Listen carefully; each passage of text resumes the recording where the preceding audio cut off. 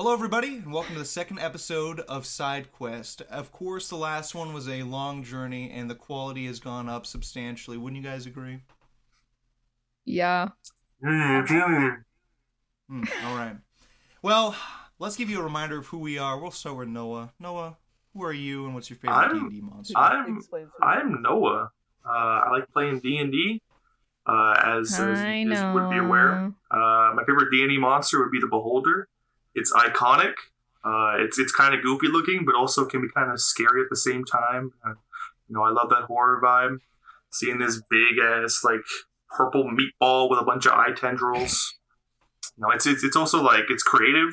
It provides this scary combat where you don't know what's gonna happen. He's throwing out all these different praise. It's just cool. I just think they're neat. I agree. Well, they're very neat.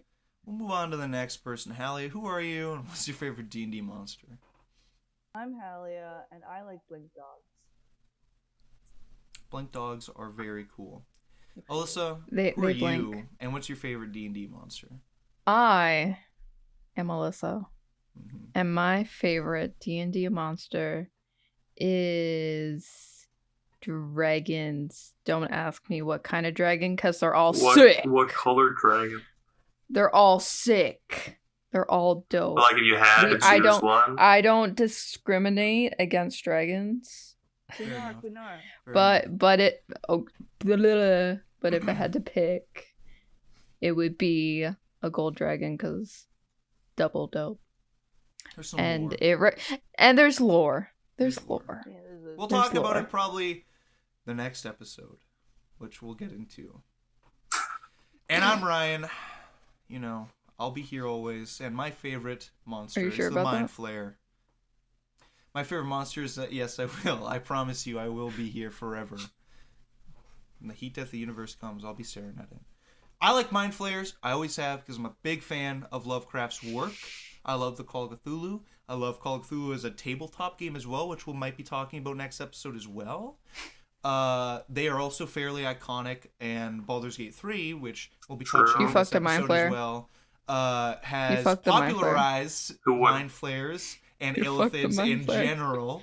We'll talk about that later, though. Cringe. And now that we've got a first-name basis basis going, Baldur's you know a little Gate bit about episode? us. I don't want to be here anymore. No, it's not the Baldur's Gate episode, but I do have a question related to it.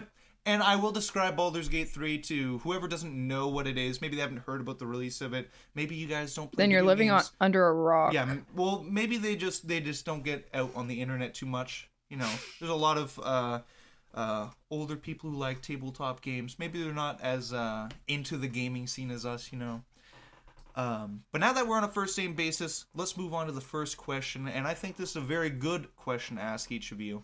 What character have you played for that had the longest effect on you? Whether was it a positive effect or a negative effect?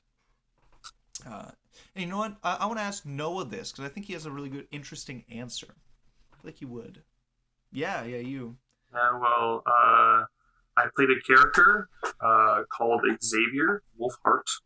It was in one of Jonas's campaigns. He haven't met yet. He was a long-running character. He was a barbarian human that was a werewolf, and he came from a family of werewolves.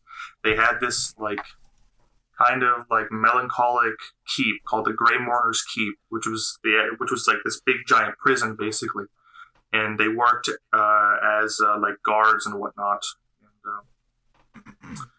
And a part of that was that they would try to help werewolves, because if people who don't give in to their urges as a werewolf, they can't control themselves when they turn.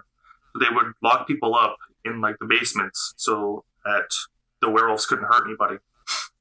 I thought that was super interesting. And me and Ryan duoed. He played a vampire called Caliban, a vampire werewolf. It was very classic. It was very fun. And the DM did a lot of work with that. There was a lot of Twilight jokes in that campaign. There was there? Were there? Yeah, I made a few. I definitely made a few. That makes sense. It was just me. Just me. I was listening. Don't worry. I just didn't acknowledge it. Even though I've never seen Twilight, I was like, okay.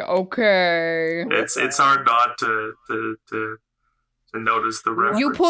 You put a vampire and a werewolf in the same room, you're gonna get Twilight jokes, Oh, okay? Team Yeah. Edward, Team Jacob. Yeah, Would you say that the Xavier had a positive or Xavier, negative where have effect you on been, you? Loka? I'd say Xavier had a huge positive effect on me. He was a great character, and I think the campaign went on for like 2 years or so, and there were so many like ups and downs with it.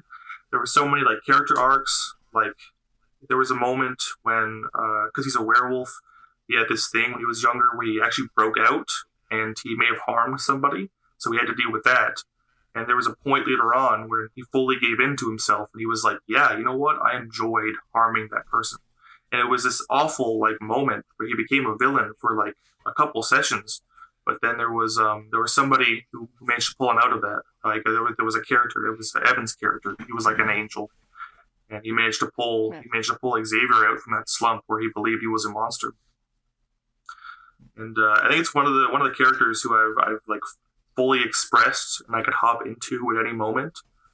And I just had a great fun playing him. And by the way, his class was barbarian. I can't believe I didn't even mention that. You did. Yeah, maybe a little bit. Maybe a little bit. All Yeah, right. he was.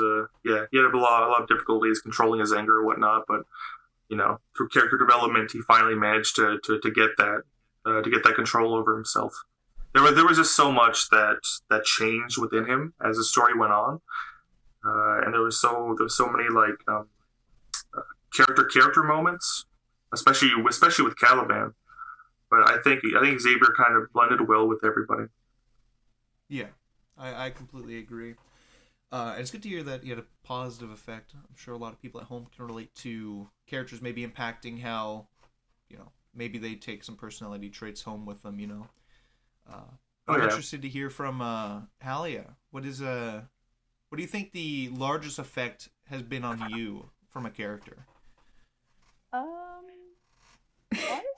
probably Torio. Torio was a ranger centaur from the same campaign as Xavier was for a little bit. She was all around good guy, good girl, I get what you it's a good character. Phrasing. And then she was kind of manipulated, I guess, by an archdevil who was presenting himself as a goddess, which then made her go big bad. So that was kind of wild, going from kind heart to Blackheart. So I was like, that's weird. But I love her. She was really fun, and she was just sweetie pie, and then she broke in. Yeah. But Would you say she had a positive or negative effect on you as a person? both. Oh, as a person? I mean, I guess positive, because I had to be as positive as I could with her. So. Fair enough. Yeah, Toriel is a very interesting character, and glad that she has some recognition, even though she was only there for a little bit. Mm-hmm. So, I guess let's move along to Alyssa. What character do you think has the largest effect on you? That's a hard one, because I feel Good like I have question. a lot of. Good question. I've heard that one before. I've actually never asked this question before, so. That's so wild. I Um, can't believe you thought of that. I feel like a lot of my characters have had like that effect on me. Probably the one that comes to mind is probably Aurea. She was also from the same campaign as Just Xavier. great campaign all around. And It was a great great campaign, campaign. great characters, And, great we campaign. might touch on it next episode, so get excited for that. Wow. But yeah, she was a draconic sorcerer, who was originally a fighter, and then she was granted these powers from a gold dragon. Wow, we're going Full circle. full Full circle. Too bad Xavier Um, didn't have anything to do with beholders. No. But yeah, she was She was a sorcerer. She was the mom of the group, I feel. And she Yeah, also she and crash landed down by my she keep, did like in a fall from meteor. the sky. That's how she was Definitely introduced. did fall Yeah, from we the hung it over sky. her head, That's like, how. That's how she over was and known over. for. It was wild. Yeah, and I think she's probably the character that I've had I wouldn't say the most, but a good amount of like relationship with the rest of the party. Yeah. I love her. She's my little fireball being. Yeah. She is. Those fireballs. She is, hurt, baby. dude. Those fireballs. And she's hurt. hot. Thank God. That's true. People like what they like, right? Hey, Now- Tiefling. These tieflings, man. Dude, She- yeah, dude. no, she got four- They she really, got four they really kids. grab you by the horns. Uh, So, well, And I think- I'd say. Oh, sorry. Oh, I you're just not cut you finished. off. No. You finish your thought. Araya is really the only character that I've had that has a not a backstory, but like what's the word I'm looking for? Like a story after the campaign. Oh yeah. Like she had a family. Like an epilogue. She has a family. She has a tavern. She's living her life. Yeah. She's a And tavern. oh, maybe. Pirates And- Parlay, baby. And we might see it when Jonas starts his campaign again. Maybe. I don't know. Maybe. We go into Vessel? It's not a vessel. Who says she's in Vessel? That's where the whole campaign took place, by the way, Oh, this yeah. vessel. Yeah, we'll get Jonas to talk a bit about his campaign when he gets on, and it'll be fun. That also What do you s- reminded me of another thing like Xavier used to do, where he and Caliban were really into poetry. So I actually wrote poems like in a little book, and I wrote one for Urea, and I wrote one for Oh Caliban. yeah. But I never got to actually like read the poem to Urea because it just there was never a moment that felt right, Did you especially not? at the end. No, I never got to. I thought you. Oh no, you read Caliban. Yeah, I read Caliban's Why do poem. I feel like you did? I think I read it to you after the campaign was over. Oh. Did you both write a poem?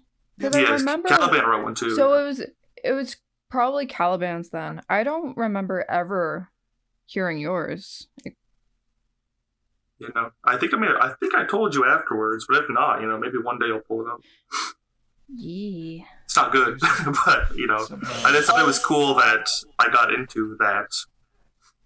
Noah and Ryan are very good at poetry. They're just too humble to say it. Maybe one day we'll get some of the creative arts that people have made during D&D, and we'll kind of share them around after there's a better basis for so you listening at home kind of understand where these characters are coming from. And on Araya, do you think she had a positive or negative effect on you? Definitely positive. She didn't really like do anything bad to have like that negative effect.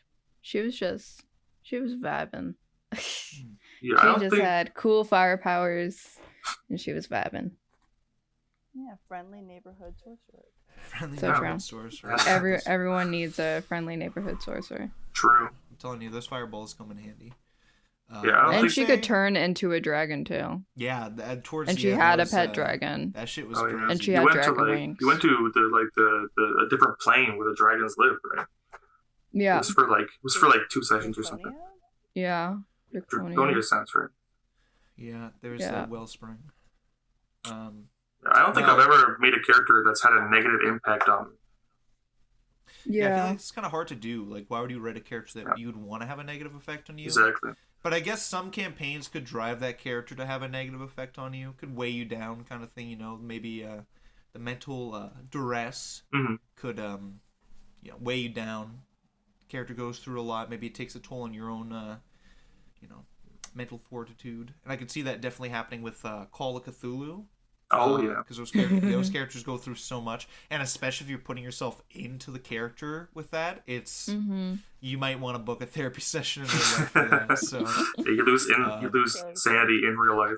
Yeah. The amount of anxiety I've gotten just in Call of Cthulhu could be a therapy, multiple therapy sessions alone. Oh, that's Yeah. great. Crazy. It's wild. Well, I'd say the character that had the largest effect on me personally might actually be one of my first characters that I ever made when Noah and I first started playing. His name was Risco. He was a wizard, and he lost his body. So he was kind of just this incorporeal, like, set of clothes walking around looking for his body. And, What the fuck? Yeah, super interesting. It was very, very unique. And I'd say he had a positive effect because back when I was first starting playing D&D, I didn't know all the rules or what was possible, what wasn't possible. And I really feel like it encapsulated that wonder and creativity that you can have for characters and just in general for D&D, whether you're making homebrew classes, monsters, just stories in general. And I think that had a very positive effect because it's technically not allowed, I guess, if you want to do rules as written, because how the fuck do you play someone without a body? But it kind of branches out in the creativity aspect of D&D, and I think it kind of helped me understand that characters they don't always need to make sense, especially if their story is kind of eye-grabbing enough. I feel like you made Risco make sense, right? Like it was such a extraordinary and strange concept, but the fact that we can make it work just goes to prove how versatile D&D is. You could just you can play a slime. That's a race. Spelljammer. You've done that. Thank God, I played a slime.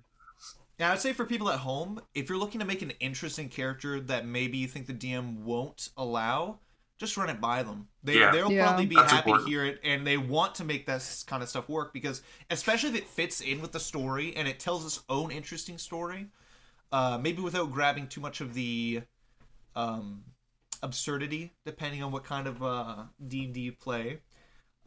The DM, I'd bet, probably would be very interested in hearing whatever ideas you want to run by them.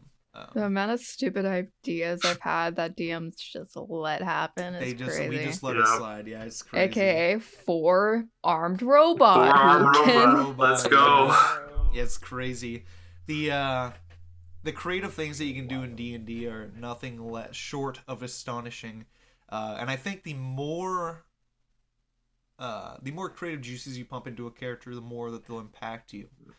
But I think a good question is, where do your creative juices come from? So the second question is, what media would you say impacts your character creation the most? So I'm talking maybe it's a book you read once like 15 years ago, and you still kind of like, you draw inspiration from that. Or new TV shows that come out, movies. I know not too long ago, actually not too long ago I say, but it was probably a couple of years ago, the D&D movie came out. And I feel like... Was it a couple it was last year. It was last year, yeah. Oh, it was last year? For some reason, I thought it was 2 years ago.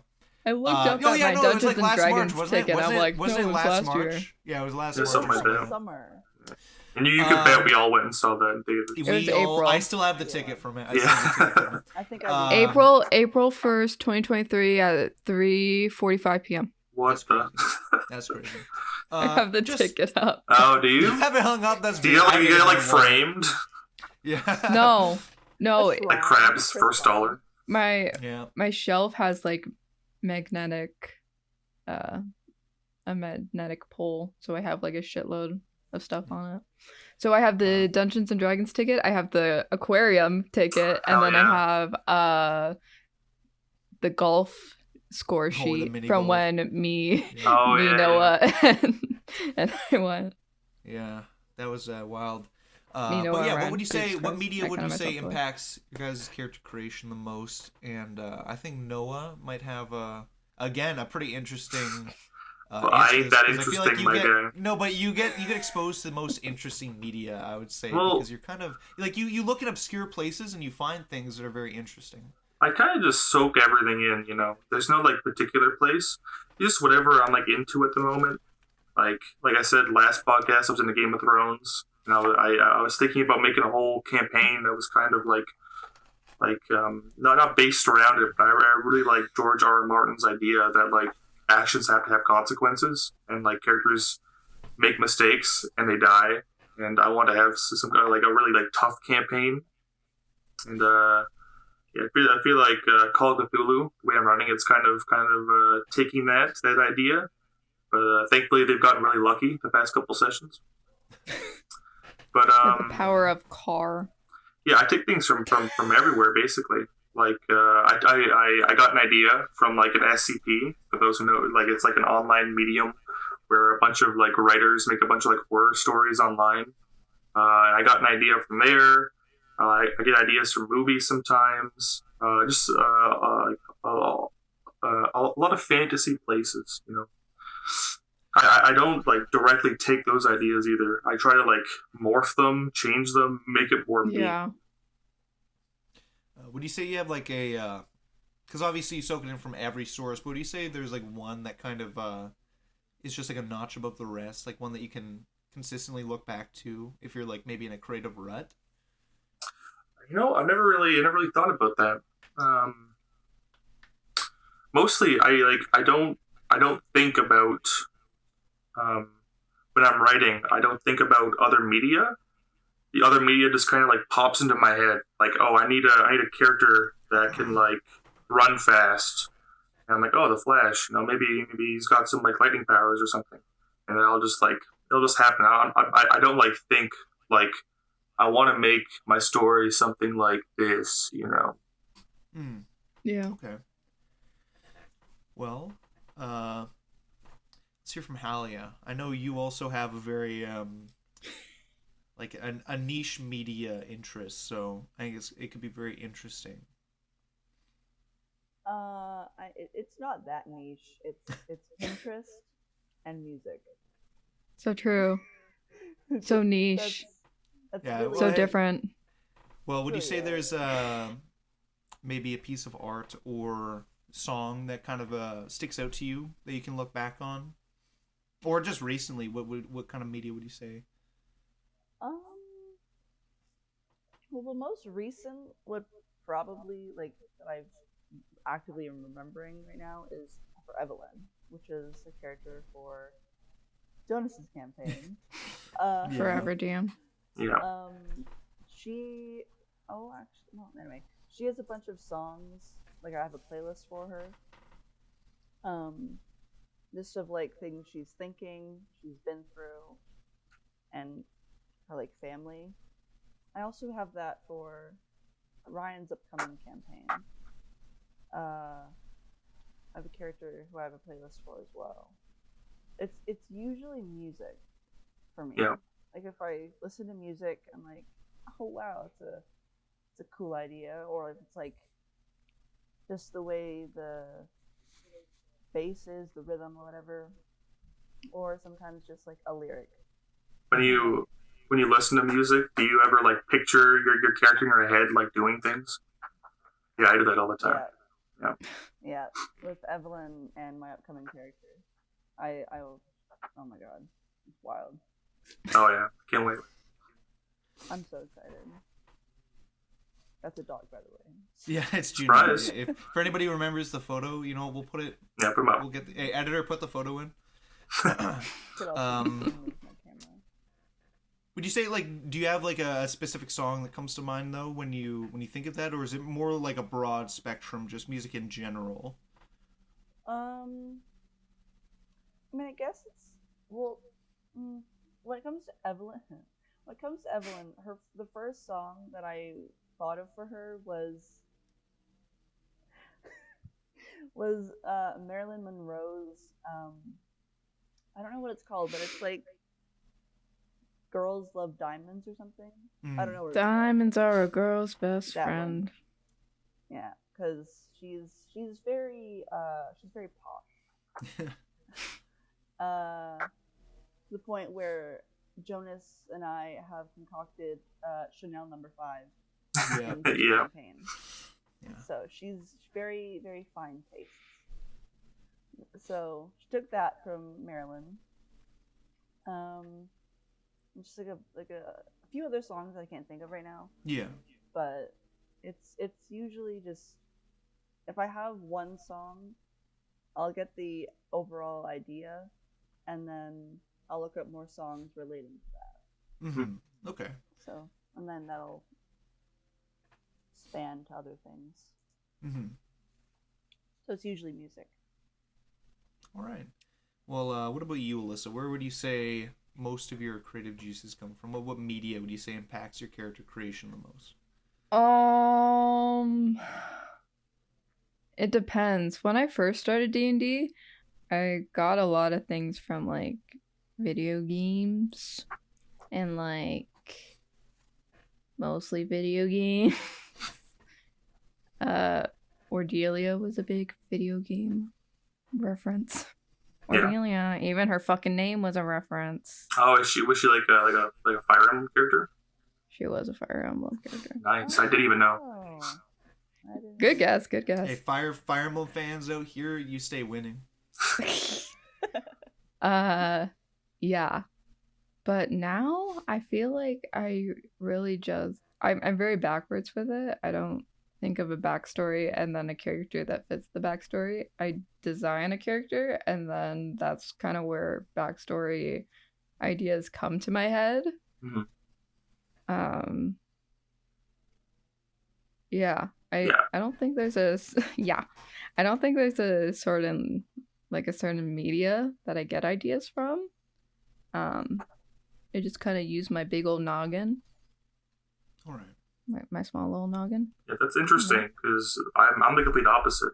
I like to think of like backstory and character traits first before I even come up with what the character looks like. Yeah, like Hero Forge and Baldur's Gate now are like big, like creative outlets. Design. Yeah, exactly. Like design elements where I can throw cool like concepts at it and see if it sticks. Oh yeah. And then backstories and character ideas just you kind of should comes see from that. the amount of mods she has installed. And it's all just like hairstyle number 6. It's great though. Yeah, it's great. It's great. Yeah, we're big modders on Baldur's Gate. Yep. That's there is no lie for that. It's all cosmetic. And it's they want to be dripping. We'll talk about it. Boulder Strip. I want to look hot, bro. Yeah, come on. Listen. If you're not playing for drip, I don't know what you're playing for. What are you playing for? You're not playing for the right things. You care about stats on your armor? Story? Who cares? I care about the story, but I also want to be looking at a attractive character. I care about the story with one of the origin characters. And I need to look pretty for that. Yeah. So pretty much what you're saying is that you've kind of you've evolved from taking inspiration from media and kind of just now you're just relying on original like I wouldn't say they're original because I thought Emmy was original and then you made a joke about FNAF and I was like fucking goddamn it. Yeah, well, but the general concepts are you kind of think of them without trying to take any inspiration, seeing what you can kind of create yourself, right? Exactly. That's really tough. Yeah, it's really tough, and for me personally, a lot of the media that I take inspiration from is kind of the general like 2-week like crazes I have. Not too long ago, we were talking about running Tomb of Annihilation, which never happened. But at the time, I was watching Vinland Saga. Yeah. I don't know if you've seen that, but it's a wonderful anime. I recommend watching it. It changed me as a person. Personally, I wanted to be better than what I was. I want to be a kinder person. But I was like, I want to play a berserker who likes killing people, and that was the. You can quote me on that again. Well, there was also quote me if I'm wrong, but there was also like Fear and Hunger. That kind of had an impact on your character too, right? Oh, Fear and Hunger. There is the Outlander character, and the inspiration for my character's appearance came almost entirely from that. But mainly what I took from that character was pre-existing D&D lore since it was set in the Forgotten Realms. I don't know if anybody at home knows about the Raghead people, but they are a nomadic tribes, deer tribe, blah blah blah. They're a bunch of different animal tribes. But for me, media-wise, I would say, much like Halia, like songs really get to me. Especially if the lyrics I can kind of grip onto and go, you know what, this character's being built off of this. Like, this is the foundation I'm laying down. Yeah. but a lot for campaign building for me, which I'll touch on a lot more later. I try to just stick to whatever I can think of. Try to not take too much inspiration, as just see if I can get my brain working at maximum capacity. Gotta get the hamster moving. Yeah, you got. Hey, Yep. It's hard. It's really hard, especially since my hamster's so He's lazy. tired all the time. Yeah, he's really tired. But yeah, I would say mainly just music and Ghibli. Ghibli also inspires quite a bit, especially for kind of, I guess, tech-savvy campaigns, which I've had floating around my head for a long time, and I've never acted on. So maybe one day in the future, whenever we start streaming our campaigns, you'll see it. And you can think back to episode 2 when I said this, and yeah. I also remember you made a character that looked like Howl from Howl's Moving Castle. Oh, we don't talk about that guy. He was alright. Very cool character. But But he blew up an island full of criminals, or perceived criminals at least. Which maybe like at Howl? he did. Maybe at a later date we'll talk about it. Just one of the many stories that you hear. But we just blew up an island. Oops. Blew up an island. It was no big problem. I spent 2 months planning that. But yeah, for inspiration for appearances, especially, like if I see a photo or a character that I like, I'm like, you know what? I'm sure I can take some aspects from it and kind of make it my own. But we were talking about Baldur's Gate, and this is a question that I think is very interesting, especially now that we've had a couple months. Yeah, we've had a couple months. We've played through it. We've seen a lot of content around it. We all beat the game. Yeah. What is everyone's opinions on Baldur's Gate 3, and maybe even the possible impact it could have on the TTRPG scene? So maybe some rules from Baldur's Gate that you think a lot more people are going to start taking, or just aspects of it, maybe how the stories kind of lined up into acts. What do you guys think? Oh yeah, Baldur's Gate 3 it's going to be monumental in the TTRPG community. It won Game of the Year. I'm sure you all know, to much of the chagrin of Spider-Man fans. Yeah. But, Sorry. it was a great game. If you haven't played it, I highly suggest you play it. I forgot to explain. Baldur's Gate 3 is an RPG where it's a top-down, turn-based combat game. I guess there's a bit of strategy in it, but I wouldn't necessarily call it a strategy game. It is mainly an RPG where you awake in a strange vessel, and you have to find a way to cure yourself of an ailment. But the story arcs over 3 main acts, and it is a beautiful piece of art. I genuinely think it is an innovative piece for the developing scene. Yeah. Especially the D&D elements in it, and of course we love playing D&D. But yeah, it is a D&D oriented top-down RPG game, and I couldn't recommend it more. Just as a bit of a outline for anybody that hasn't heard of Baldur's Gate, or maybe hasn't played it. But yeah. Yeah, I think the story's great. They had the characters are phenomenal. Story's great. Yeah, every single. Yeah. Well, I would say the origin everything. characters are very memorable. Mm-hmm. And you get to experience their story as you play the game. What I did was I played as myself, and I tried to do everything that I would do in the game, and I made a lot of mistakes. But I think it's important that I made those mistakes, because they're learning experiences for me. Mm-hmm. Do you think that Baldur's Gate will have any impact on how people run D&D, or maybe even just Oh, perceive yeah. D&D from the outside in? Yeah, no, there are a bunch of rules in Baldur's Gate 3 that I even want to adopt in my own campaigns. I know the fact that spiritual weapon has hit points, you could just get rid of it. Yeah. Like, that's cool. You can shove people as a bonus action. That's alright. I mean, it would make shoving like a better thing, because hardly anybody does it. Some spells change how they work, I'm pretty sure. But I can't think of any at the top of my head. I would need to think of them specifically. Longstrider lasts until long rest, same with Shield Yeah. of Faith. Yeah, I think most of the changes in Baldur's Gate 3 are for the best. Yeah. Definitely quality of life.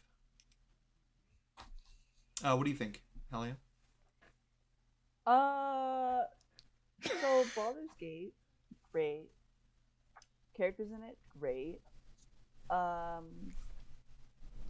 long as I've been playing D&D, still don't actually know much about the rules. I just follow what these guys say. So Yeah. yeah, I'm sure it could be great. I don't really know. I didn't even know shoving was a bonus action in Baldur's Gate. I just did it. So I was like, it's cool. Probably not the best to ask this question to. But well, do you think maybe people will look at D&D in a different light in light of Baldur's Gate 3's release and massive success? Do you think maybe people that still have that mindset of like, oh, D&D is evil, or maybe it's for nerds. Maybe you think they might be like, maybe they're onto something. They might be onto something. They're cooking. They're cooking hard. Oh yeah, praise be Satan. I mean, yeah, probably. I can't think of how else they'd think of it apart from being good. I can't see how it's considered evil. But I'm sure people will look at Baldur's Gate and be like, I want to do that. Okay. Hopefully, because it's fun. I could also see people looking at Baldur's Gate and thinking like, this is weird. It's too much. Yeah. Yeah. Well, for you, Hallie, do you think maybe character creation might be a little bit different for you or other people after playing Baldur's Gate, especially with just seeing like the origin characters and seeing how maybe you can interact with NPCs? Do you think that could be a potential maybe evolve for the D&D scene? For the D&D scene? Or yeah, like just in general, maybe for you and other people who like making characters, because I know you love making characters. I don't think it'll change how I do my characters at all. But for other people, yeah, probably. Again, I'm not the best to ask this question. But yeah. All right. Well, Alyssa. Me. Yeah, I think you probably have the second most hours out of all of us. So.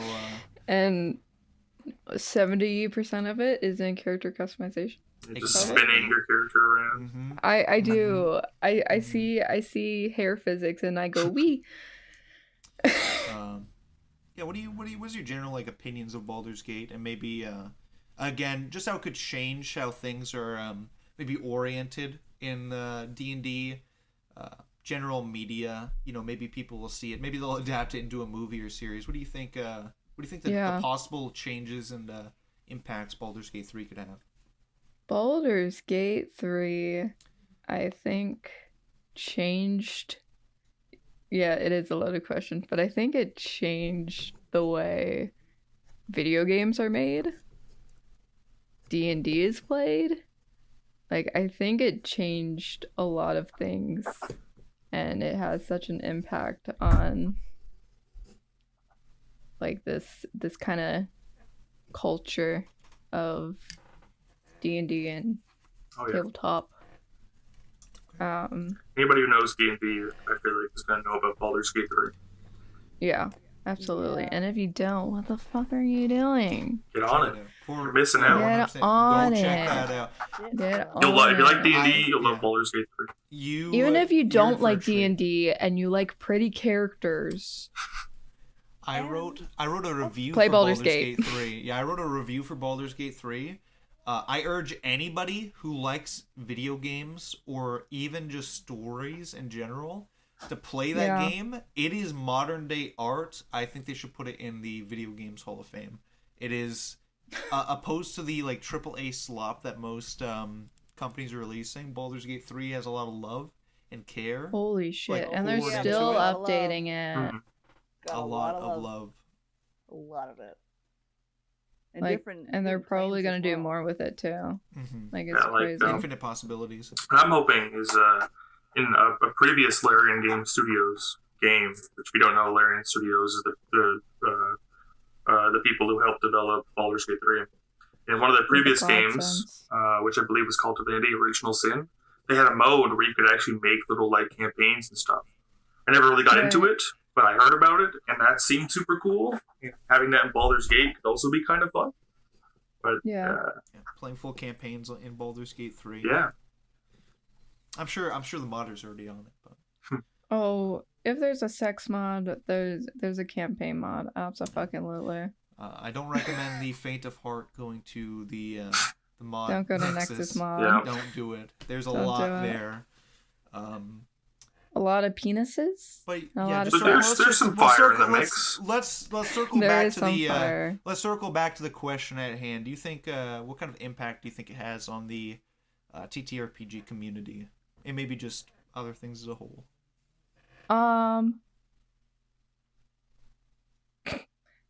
I think it does change. Like, I'm one of the people who have already made characters for D&D campaigns in Baldur's Gate. Oh, yeah. Already fucking done it. Been there, done that, check. So I think there's a lot of other things that it could be, it could get people into, like fucking different classes. Like, Trying different I'm pro classes. sorcerer, but trying different classes in Baldur's Gate has been so fucking fun and have been getting me into wanting to try them in D&D. So I think it can really open That's true. people's minds. It's a lot easier. Doors of It's like- possibility. Yeah. yeah, when you're looking down at the book and it's like, oh, when I level up, I gotta do this, I gotta change this, I gotta, oh god. But in the game, it's like you level up, Exactly. you go. Yeah, you do. It does it for you pretty Yeah. much. This is what you that do. makes actually playing the class a lot more fun. Yeah. You learn to you learn focus about more- the class more and Ah. You get to focus more on the playing aspect and not Mm. the Yeah. worrying about what to do. And the aspect. math. and you don't have to do math. You don't have to do the math. I know. So Hey, I true. love doing the math, but there's some people out there that don't like doing the math. I'm looking at you two. I don't mind it. I'm gonna leave it ambiguous on who doesn't like the math, but it does it for you. I definitely they roll both dice and then pointed I'm at like, each okay, other. guys. We did. Who knows? Who knows? It could Who be knows any who knows one it of could us. be? It could be any one of us. I don't know. And my personal opinion, I've kind of just butted in and said a bunch. I love the game. I think it is beautiful. We love The Baldur's story Gate. it told. It was something to experience. The first 2 weeks it was out, I put more than 100 hours. Oh into yeah, it.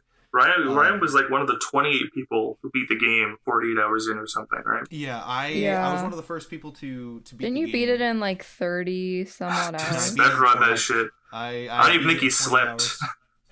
hours. No, I didn't. I did a full playthrough. I did a full playthrough without sleeping, and I missed a lot. And I searched for everything. The game Yeah. has so much depth. I'm doing new playthroughs now.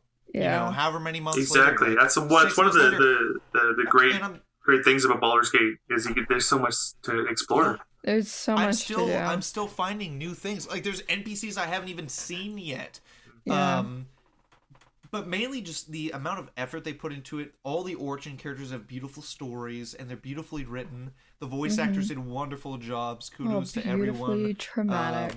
Yeah. It was a very, very beautiful game to play through.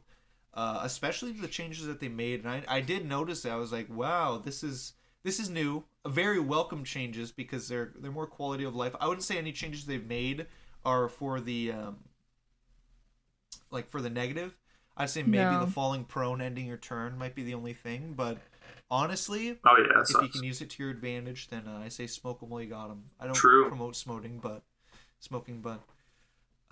Metaphors. Baldur's Gate Yeah. 3, I think, has a huge impact on the development scene, especially since a lot of companies should be taking notes. I know Everyone's some gonna be companies shitting were their pretty pants mad making- about the making fact that the games. game was so good when it was released. Mm-hmm. But it really sets a new standard, a standard that we should uphold these people who we are willingly following and giving our money to and putting our trust in to make these forms of art, you know. Yeah. Especially for the artists working on them, they should get the proper resources and respect that they deserve when they're Yeah. creating these things. These are these people's livelihoods, and it's great to see that the people at Larian Studios really valued that because back in 2020, when the early access was released, Jonas had mentioned, he was like, "Hey, do you hear about this? this new game coming out, and I was like, well, that's crazy. I'll try it. It was bad when it first came out. A lot of bugs, almost unplayable, but they have come leaps and bounds. Even like a year after the early access was released, it was a beautiful game. Yeah. I just think the amount of depth, the lore in it as well, even some of the characters that you'll meet, maybe the game kind of pushes you in a direction to not like them. They're very you can find this very empathetic that you can feel towards them. They're all very complicated. Very complicated characters. And I think which is a good thing. It drives not only developers, but it drove me as a writer. I wanted to do better. Mm-hmm. Seeing that they put so much effort in these places and there's so many secrets, to think more in terms of a smaller scale as well. When I make cities and whatnot, I'm like, I need to have these things. I need to have these main things here, and those are the NPCs for that. But also, cities and towns and even just ruins have these things like, like cities have urchins, and maybe they can give you some useful information that I don't even think of because I'm like, those aren't important NPCs. But I think Baldur's Gate really, really highlights the fact that anybody can be an important NPC or a PC. Yeah. And you should really value and take a lot of pride in how much effort you want to put into these things. I think especially, I know you were saying it earlier, the character creation can drive people to try new things out, and I think that's beautiful in its own right. Driving people out of their own shells and seeing what new classes, maybe new spell favorites as well, because I think as a whole, Baldur's Gate 3 has positively impacted not only just development scene, gaming scene, whatever, but also just driving us as people who value these games like D&D and Call of Cthulhu. I know it's a big part of my life, and I not to speak for you guys, but I'm sure it has a place in your lives as well. And maybe those listening at home, you have your own D&D campaigns you play in, and maybe sometimes you forget the fact that the DM does put a lot of work into writing these places and these stories for you. And even the DMs. Shout out to all DMs out there. Yeah, very good work. Even if you feel like you're not doing enough, I promise you the players don't see it that way. Yeah, they're just glad they're having fun. Exactly, and that's the most important thing at the end of the day. But it's definitely driven people to take more value in their work, and also pushing people to do better. Obviously perfection is not real. It's not feasible, and you can't be perfect when you make these things. But you can have your own brand of perfection, and I think that's these things can drive us to do is be perfect in our own right, but not the unrealistic manifestation of perfection. Snaps to that. And speaking of putting a lot of time and effort into creating, what characters have you guys created that you think you put the most effort into creating? Whether it's the amount of time you spent on like writing a backstory, or maybe it took you a while to figure out what kind of build you want to have. Maybe it's the amount of DPS you want to put out, amount of healing you want to put out. Maybe you want a character who's just really good at talking, really good at making things. Just what character do you think you put the most effort into creating and planning? Well, for me, answer. Answer, everybody. Just complete silence for the next 10 seconds. I have my answer. I put a lot of thoughts into every character I make. I try to get speech patterns down. I try to get how they act. I try to get like their bonds, their flaws, the things on the character sheet just down pat. So I get them. I always try to incorporate them into the world. But I would say the character who I've worked the most on would be a character named Elzyreth. He's a elven wizard who I think he's around like 800 years old. And let me tell you, having a character 800 years old in the campaign is insane because you know a shit ton. You've been around. You have so much. You had so much time in your backstory to do whatever you want. And I wrote like a 5-page detailed notes on Elzyreth and the stages of his life and everything he's done and everything he's seen. I could have gone way more into it, but but even what I had is it's still just lots and lots. And yeah, he was a very complicated character. Also, he was an artificer, so he's like a wizard artificer multi-class. And as an artificer, you can do a lot of things, especially with the arcane tinkering. One of the things I had was I had like a big like machine that made like a ticking noise when it made smoke, and it was like a fake bomb, and he would use it whenever he was in trouble to be like, I'm gonna blow this up, I'm gonna watch out. He would try to like fake people out.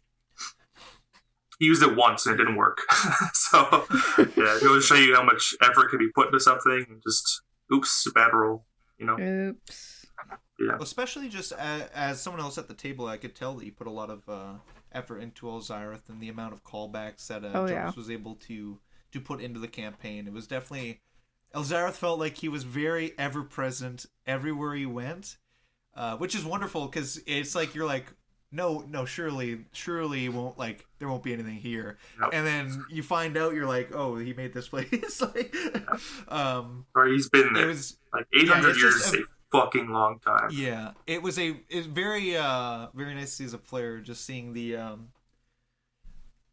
it felt lived in. Like Elzareth felt like he's always been there, he's always been a part of this world, and that's yeah, you could definitely tell that you put a lot of effort and time into it. Just give it to him. Just give it to him. That's that's a meme. Maybe at another time I'll ask that as a question. Is what do you guys think of just giving it to people? Come on.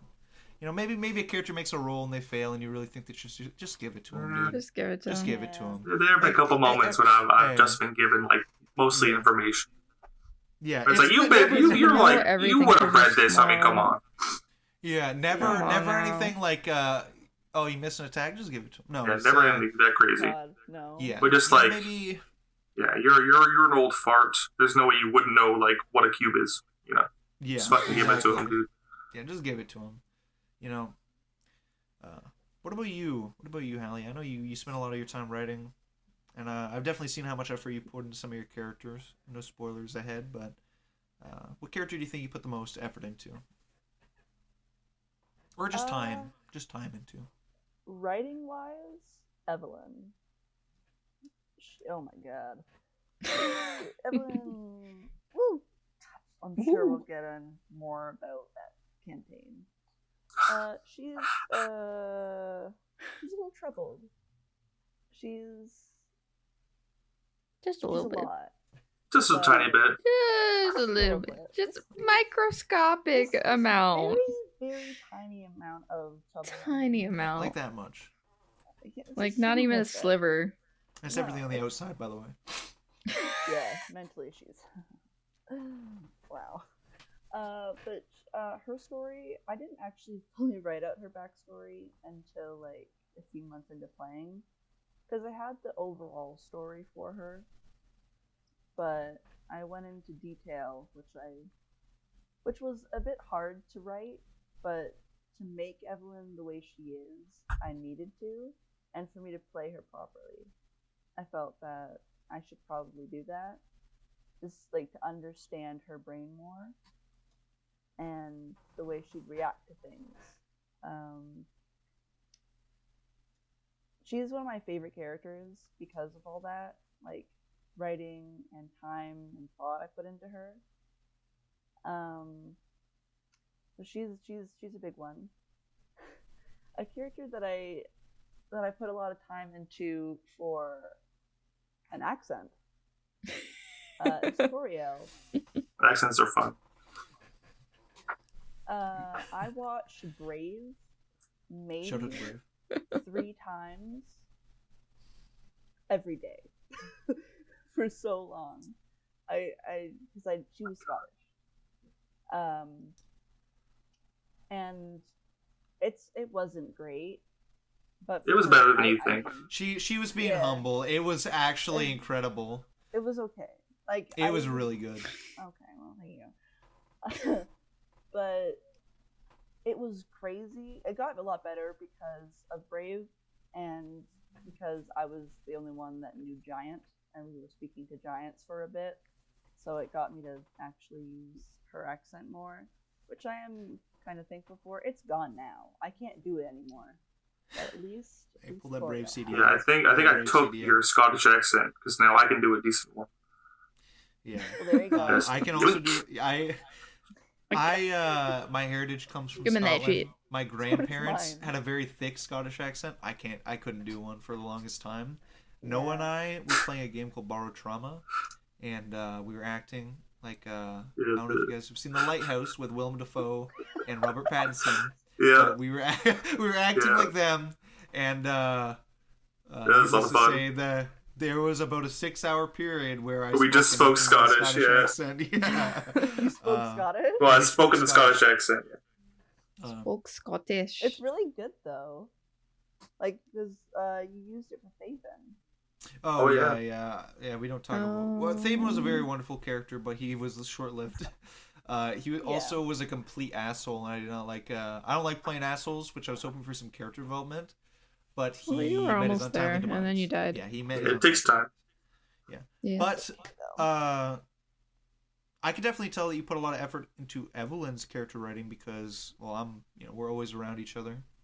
It's almost like you live together. Yeah, it's almost like we live together, and you spend a lot of your time writing, and most of the time, I'm like, hey, what are you up to? You're like, writing for this character, that character. And there's a long period of time where I'd be like, hey, what are you doing? Like, what are you up to? And you'd be like, I'm writing for Evelyn.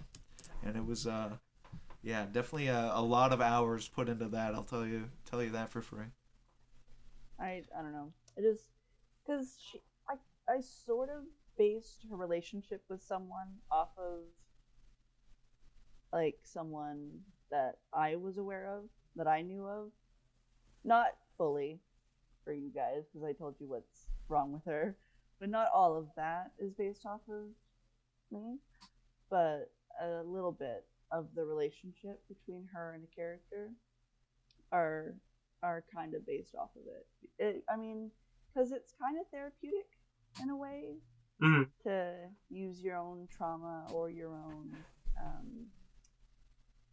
trauma to get that out there and work through it properly. So that's what I kind of did with Evelyn.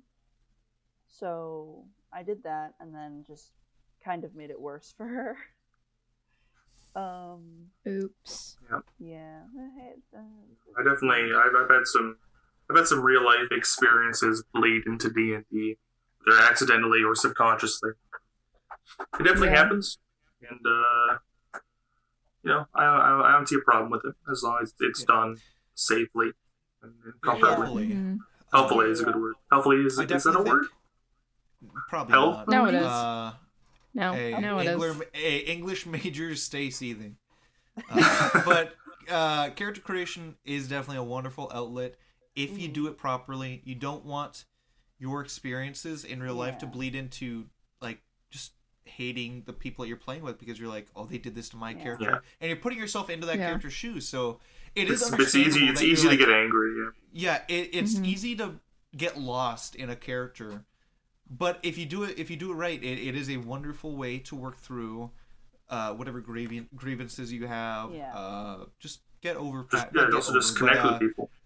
To literally cope with things that have happened to you in the past. Yeah, but if you do have anything like that, check with your DM and your other players to make sure they're not. Just speaking with the DM is so important. Just have a conversation about your character, about what you want. I promise, D&D becomes like infinitely better if you talk with the DMs. Maybe even like Noah was saying about your character, what you want, and the kind of the path that you guys are walking on. Maybe you're like, this next arc that we're going into, we know a little bit about it, and I want my character to have like this kind of effect put onto him. Maybe kind of, I'm sure the DM would love to hear it too. Yeah, especially just having proactivity from players with between DMs and players is a very, very useful tool that I think both sides can use. Because personally, as a DM, it shows that you care about the game enough to be like, hey, here's what I was thinking. Yeah. Yeah, I should probably do that more often. I'm just afraid the DM's gonna be like, no. Or like, that's stupid. What are you talking about? So I'm like, What a stupid idea. Get off my table. You're going home. I'm sending you home. Get out. You're Get done. outta here. No. You can't play with That would us. never happen. Oh my god. No. I know it No. wouldn't, but Again, if a over. 4-armed robot can make it, anything is possible. You can do it. You can do it. I know. Which, speaking of, I'm actually interested to hear from you, Alyssa, because I don't think I've ever talked to you about the amount of time you've put into backstories. In fact, I don't even know how much you write for them. I've never seen like your documents for them or anything. So I'm personally very intrigued to hear what you have to say. It depends on the character. I actually, when we were talking, I looked at one of my characters' backstories. I looked at Emmy's backstories. Her document is 8 pages long. Holy shit. That is That encyclopedia. includes a backstory, jot notes about certain characters that was mentioned in said backstory, Hero Forge minis of the characters in the backstory, and a note for Ryan's character of what he would know about my character. All in Wild. 8 fucking pages. So that's Emmy was It's a definitely whole ass Wikipedia Emmy's my page. baby. It is. Emmy's my baby, and I put a lot of time She is into the her. group's baby. She is the group's baby. Yeah. She, been so for playing long. Elzarth, she is my grandchild. Yeah. For those that are confused, Emmy is a Warforge fighter Big robot. sorcerer, multi-class, big 7-foot tall robot with the soul of a 7-year-old girl in her. Girl. Yes. Girl in her. I'm going to So the moon. so yeah, she's very baby. Yeah.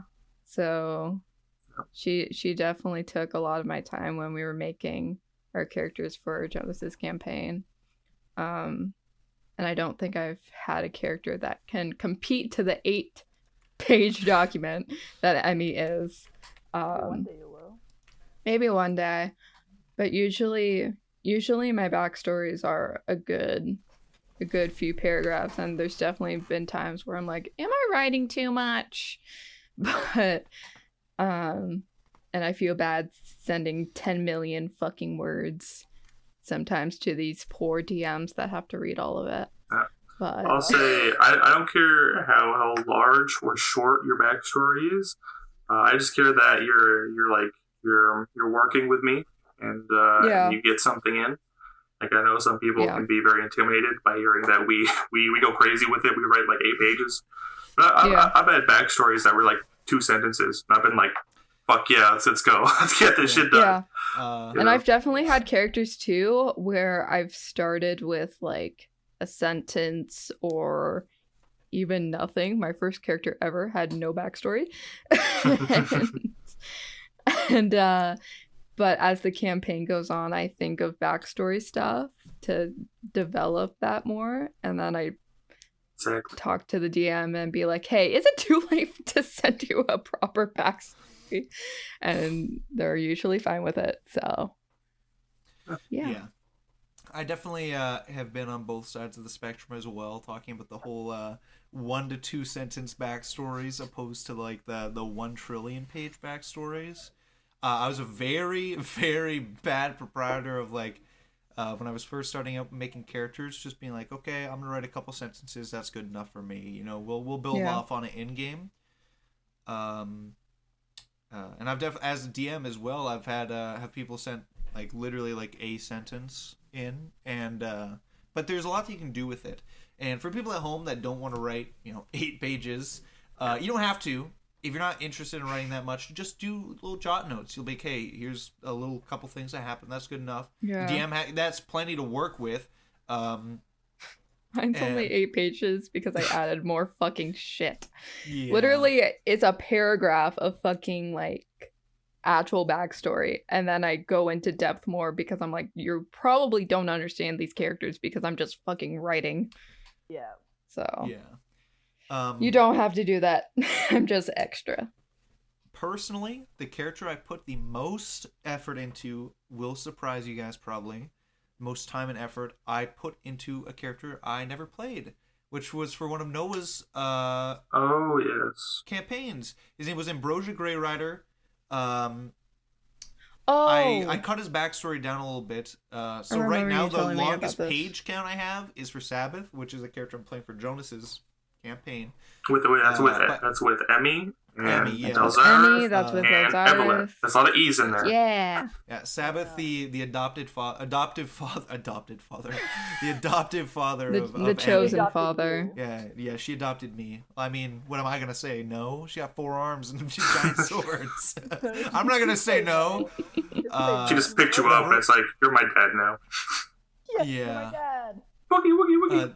This Yeah, character, Sabbath was the first thing she saw when she woke up, so it's Yeah. like, okay, well, Father. traveling I with trust you. And I'm sure we'll talk a little bit more about these characters in a future episode. But just for the sake of you at home who don't really know anything about these campaigns, we'll get Jonas and Noah to talk about their campaigns in a future episode, maybe sooner than you expect.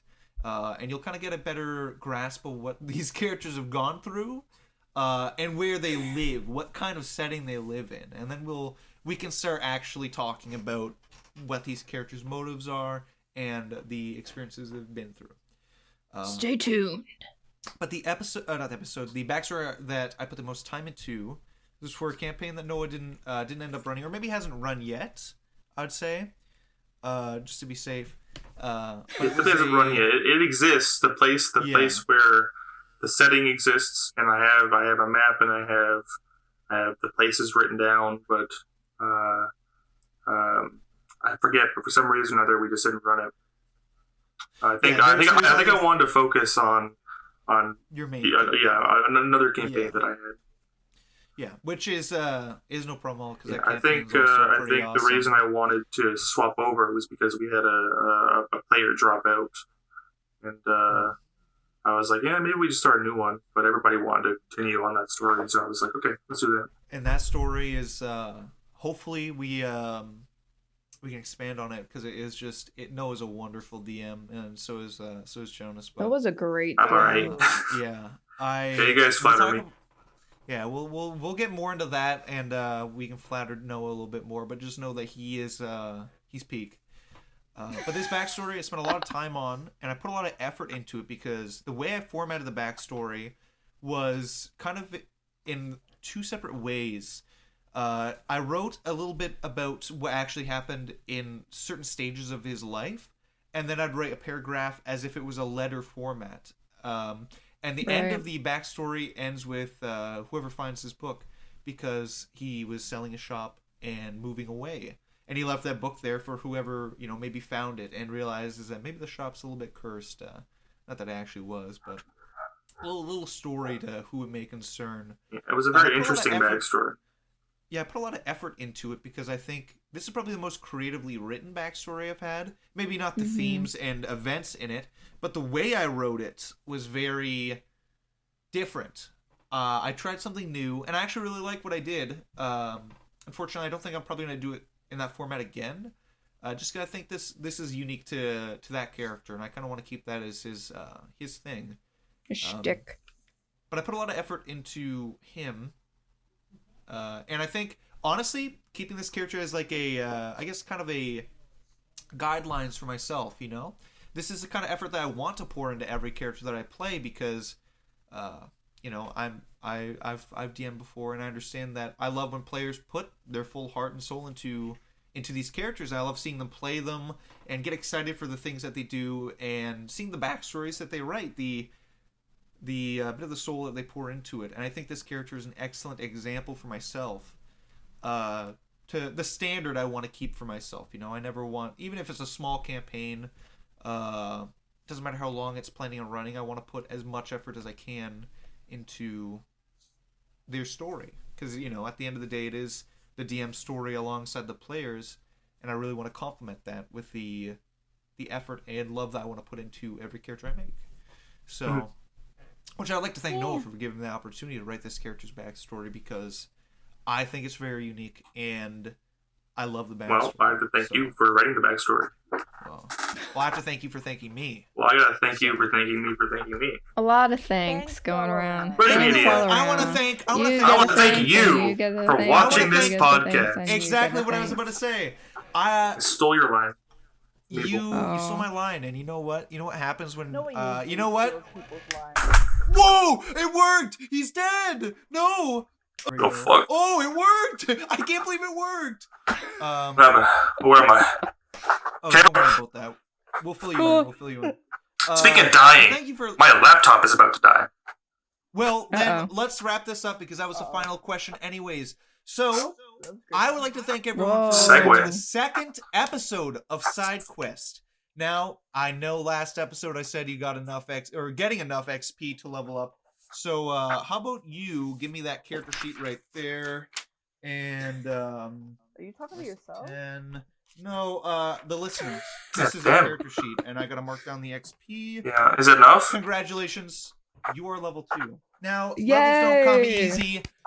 So if you want to get past level 2 and into the interesting stuff like level 3 and level 5, all the milestones that you might want to get, Four. you'll have to keep listening. And the next Make episode sure will be you touching roll on your hit world building. points. Yes, roll hit points. I don't need to see them. I trust you. I really do. And again, thank you very much for listening. The first episode, I love the support that we got from everyone, and all the first listeners and the people that comment and interact. Thank you so much. And you know what? It's a pleasure to Yeah. talk If to you made it this far, type down your favorite D&D monster below. Yes, I love to hear Yeah. That it. is, We that love is to a hear it. wonderful. That is, I love reading your guys' feedback. Especially, you know what? I'm gonna call you out because I saw you commented. Hero Protag. Shout Thank out on Hero YouTube. Pro Shout Tag. out. You said you Shout said you out. can do it, and we really appreciate that. I think I can speak for all of us. We'd really appreciate that. Absolutely. And as well, Brandon. I believe in you too. Yeah. I thank you for your support. You've been probably the Thanks, biggest supporter guys. so far, posting on everything that you can. Your We work does not appreciate go you, unnoticed. and we see you. We see you, we notice you, and thank you very much for listening to the second episode of Side Quest. We'll see you on this long road ahead, so please keep your boots polished, and I hope your sword isn't too chipped after the battle you just went through listening to us for about an hour. So, thank you so much. Bye! Bye!